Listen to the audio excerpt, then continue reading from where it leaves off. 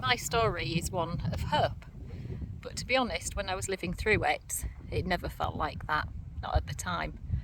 I never really felt like I'd ever come through the end of it and that there would be a happy ending. So it took 5 years to have my first son Joshua, and yeah, a lot of heartache, and I lost a lot of hope, and yeah, it got bleak. Had to have 2 really big operations, very unpleasant, and then had him, which was great. Then I thought, brilliant, I could have children. Tried to have my daughter, and then experienced 3 miscarriages. So because of my age, it was going to be even more difficult to conceive. I'd started to hit the perimenopause and things were getting really difficult. I was really up against the clock here. So yeah, how did I feel? I started to feel really depressed. And I'm normally a really free-spirited, happy person. I was always the one that loved adventure and wanted to do things, and I'd lost the joy. There was just no joy in life anymore. So this is so exciting. Wendy and I are actually on our own secret island. We've found it. Nobody else can come here. Well, they can, but they haven't because they don't have a kayak or a paddleboard or a dinghy. So yeah, we found it. Our own remote location. Look at this. Let me turn it around. Woo! What a day. Look, nobody. Can't just climb down here. It's our own little curve. It's just begging me to come in and swim. All I want to do is play today. If you've got the right frame of mind, it's fantastic because you can play. There's so much adventure and there's so many activities and there's so much life to be had and so much joy. And this is my happy place in water. I love it. Just love exploring. I always want to know what's round the next corner. This is what gives me my highs. Just life. The fact that I can just come out here and it's free. It just doesn't cost anything. It's just wonderful. I love it. Yeah. My happy place.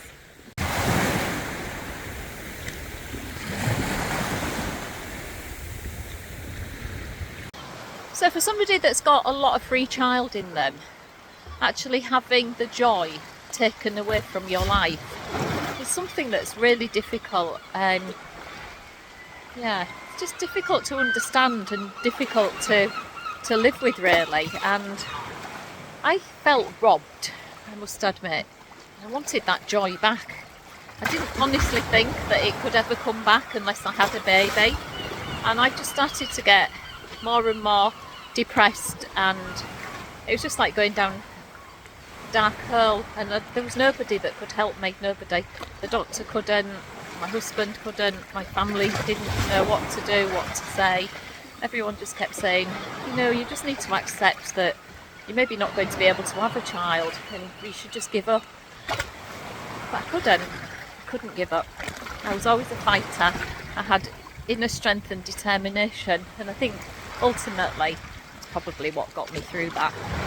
So I was one of the really fortunate ones because my husband belonged to a place called Benenden, and Benenden were offering some new treatment, and well, it was a blessing because I went under the very special care of a guy called Mr. Hefney, and what Mr. Hefney said was, there's no point you going on IVF because we don't know what's wrong with you, and we need to find out what's wrong with you first, because IVF might never work. And do you know what? I am so blessed because IVF would never have worked for me. I had a 4-hour operation and they found out that I'd got a dermoid cyst on my right ovary. I had a twisted left ovary, and I also had a mass of endometriosis. Within 3 months of removing all of that under private health care, I fell pregnant with my first child, Joshua. I'd been trying to get pregnant for 5 whole years, and in those 5 years I've never felt so tortured, so miserable and so stripped of joy in my entire life. And those 5 years changed me. They really changed me as a person. But it wasn't the end, because then I tried to have another child. I wanted a second child. And then I had 3 miscarriages. So one of the hardest things was just not realising that I was depressed. Never been depressed in my life.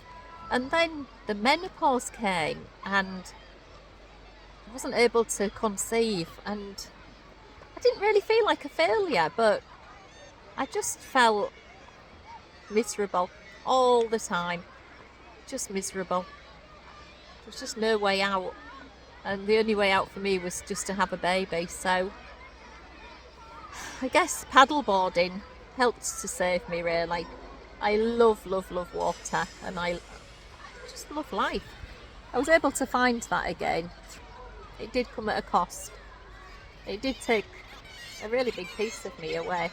Things just changed. And I really appreciate life a lot more now. I don't take things for granted, and I just want to savour life. I want to do things. I want to straighten my sunglasses for a stay.